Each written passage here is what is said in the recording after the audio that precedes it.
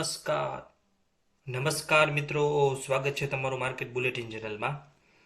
આજના વિડીયોમાં આપણે વાત કરશું કે 3 મહત્વના કંપનીના આવેલા પરિણામો વિશે અને 2 મહત્વના આવેલા સમાચારો વિશે। તો આ તમામ વિગતવાર માહિતી મેળવશું આપણે, એ પણ આપણી ગુજરાતી ભાષામાં। પણ તે પહેલાં જો હજુ સુધી તમે માર્કેટ બુલેટિન ચેનલને સબસ્ક્રાઇબ ન કરી હોય તો હમણાં જ કરી આપો, કારણ કે આગામી સમયમાં આવતા તમામ આઈપીઓ અને એસએમઈ આઈપીઓના તમામ મહત્વના અપડેટ તમને અમે આપતા રહેશું, એ પણ આપણી ગુજરાતી ભાષામાં। તો ચાલો વધુ વાત ન કરતા શરૂઆત કરીએ સૌપ્રથમ પરિણામોથી।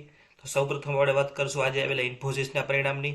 તો ઇન્ફોસિસે Q4 FY25 એટલે કે જાન્યુઆરી માર્ચ 2025 માટે નેટ પ્રોફિટ 7,033 કરોડ જાહેર કર્યું છે, જે ગયા વર્ષના સમાન ત્રિમાસિક ગાળાના 7,969 કરોડની સરખામણીએ 11.7% ઓછું છે।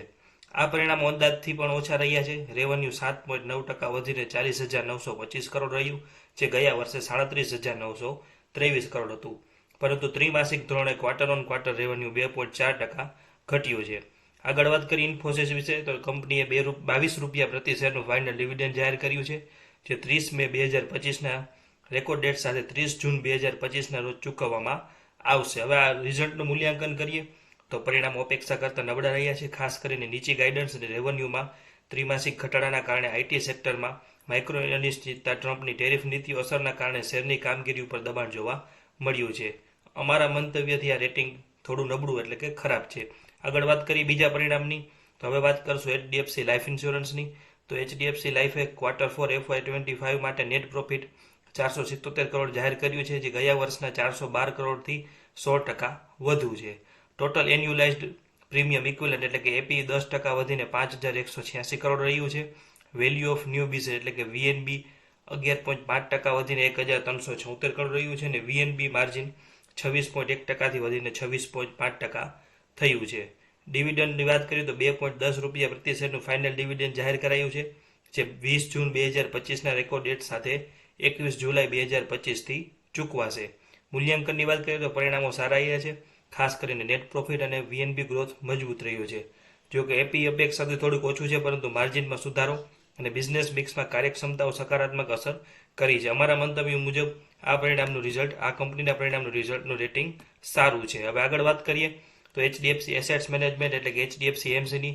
તો એચડીએફસી એમસીએ Q4 FY25 માટે નેટ પ્રોફિટ 638.46 કરોડ જાહેર કર્યું છે, જે ગયા વર્ષના 540.84 કરોડની સરખામણીમાં 18% વધુ છે।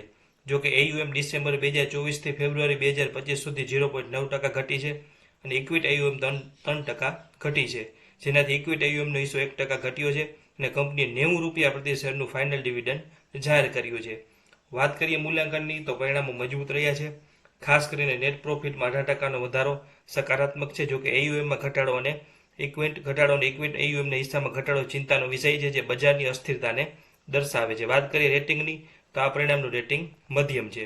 હવે વાત કરીએ પરિણામની, તો આઈઓસીના પરિણામની આપણે વાત કરી। હવે વાત કરશે સમાચારની, તો આઈઓસી વિશે એક સમાચાર આવ્યા છે કે કંપની 30 એપ્રિલ 2025ના રોજ મળનારી બોર્ડ મિટિંગમાં 31 માર્ચ 2025ના અંતે પૂરા થયેલ વર્ષ અને ત્રિમાસિક ગાળાના ઓડિટ નાણાકીય પરિણામની સમીક્ષા કરશે, અને ડિવિડન્ડની ભલામણ પણ કરવામાં આવશે। એટલે કંપનીના પરિણામો 30 એપ્રિલે રજૂ થશે, અને તેમાં ડિવિડન્ડ પણ જાહેર થવાની સંભાવના છે। વાત કરીએ બીજા મહત્વના સમાચારની, તો બીજા મહત્વના સમાચાર આવે છે સુડલોન તરફથી।